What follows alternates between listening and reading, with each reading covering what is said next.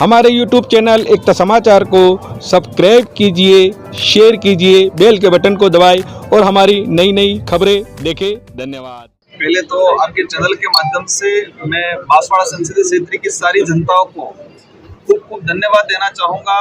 उन्होंने दिल से सहयोग किया और लोकतंत्र का जो महत्व है उस महत्व को इस लोकसभा चुनाव में आपने एज ए उत्साह के रूप में एक मतदान किया और भारी बहुमत से जिताया। उसके लिए संसदीय क्षेत्र बांसवाड़ा की समस्त जनता और भारत आदिवासी पार्टी के समस्त कार्यकर्ता, साथ ही इंडिया अलायंस के जो साथी हैं, इन दोनों पार्टियों के पदाधिकारी कार्यकर्ताओं को धन्यवाद देना चाहूँगा। सारे समस्त वोटरों को धन्यवाद देना चाहूँगा।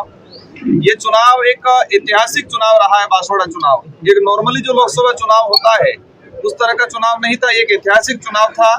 ये चुनाव ही क्षेत्र का भविष्य, इस क्षेत्र के आने वाली युवा पीढ़ी का भविष्य तय करने वाला चुनाव था और जनता ने ठान लिया था। मैं एक शब्द में कहें, मैं अधिकतर चुनाव में कहता था कि इस बार हम चुनाव में इस बार रगड़ा निकाल रहे थे और इस बार यहाँ की जनता ने और हमने रगड़ा निकाल दिया तरीके से। और साथ ही उपचुनाव बागीदोरा की अगर बात करें, बागीदोरा में भी जोरदार तरीके से रगड़ा निकाल दिया। कहते हैं कि वो तूफान आता है, बारिश आती है तो जो भी कचरा होता है सारा धुल जाता है। तो इस बार उपचुनाव बागीदोरा और लोकसभा बांसवाड़ा में शानदार, मतलब हमारे कार्यकर्ताओं ने, पदाधिकारियों ने, आम जनता ने भी खुद को अपने आप को राजकुमार समझ के अपने आप चुनाव लड़ रहे, इस तरह से मेहनत किया और शानदार परिणाम आया। मैं आपके चैनल से पुनः सभी को धन्यवाद देना चाहूंगा। और बांसवाड़ा के अंदर जिस तरह से भाजपा ने प्लानिंग की थी, हमारे मोदी जी की सभा हुई थी, सीएम साहब के कई कार्यक्रम हुए थे, प्रशासनिक अधिकारियों पे, कर्मचारियों के प्रेशर था और जिस तरह से यहाँ कहते हैं कि मतलब ये धन बल और बाहुबल का उपयोग हुआ था, इन सारे फैक्टर फेल हुए और जनता ने ये एहसास कराया, बांसवाड़ा डूंगरपुर की जनता ने, कि जनता ताकतवर है, नेता कोई ताकतवर नहीं है। तो जनता ने आपको मेरा विजन ये रहेगा, हमने चुनावी घोषणा पत्र के दौरान भी और चुनावी सभाओं में भी हमने कहा था कि हमारे कई विजन हैं, लेकिन मुख्य रूप से 3-4 ऐसे विजन हैं। सबसे पहला हमारा रहेगा जो संवैधानिक जो प्रावधान है, उन संवैधानिक प्रावधानों को आज तक धरातल पे इस इलाके में लागू नहीं किया गया है, तो उन संवैधानिक प्रावधानों को धरातल पे लागू करा जाएगा।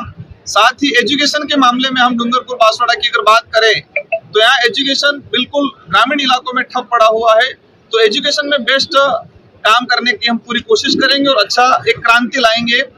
यहाँ पर गुजरात के लिए पलायन होते हैं लोग अधिकतर, तो हमारी कोशिश रहेगी कि इस पलायन को रोका जाए।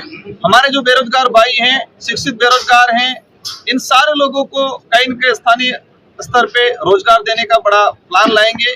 पेयजल को लेके, एग्रीकल्चर को लेके, और सबसे बड़ी समस्या हमारे सामने आ रही है कि इस इलाके में अगर गवर्नमेंट से हम डाटा उठा के देखते हैं और ग्रामीण इलाकों में धरातल पे जाके भी देखते हैं तो कुपोषण तेजी से बढ़ रहा है। तो मेरी प्राथमिकता ये रहेगी कि इस इलाके में कुपोषण पे काम किया जाए, सेंट्रल गवर्नमेंट से अच्छी से कोई स्कीम लागू करके ट्राइबल इलाके में कुपोषण को दूर किया जाए। इस तरह के अनेक प्लान हैं। हमारे पार्टी के पदाधिकारी समस्त लोग मिलकर एक विजन के साथ हम चुनाव लड़े थे और विजन के साथ ये 5 साल निकालेंगे।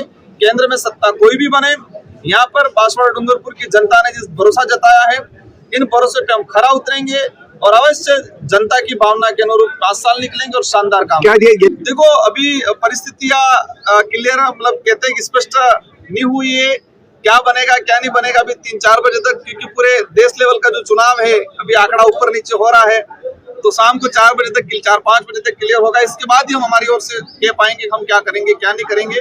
साथ ही हमारे पार्टी के पदाधिकारी इंडिया अलायंस में हैं, तो हमारे पार्टी के पदाधिकारी तय करेंगे हमको किस तरह से आगे करना है, तो पार्टी के गाइडलाइन के अनुरूप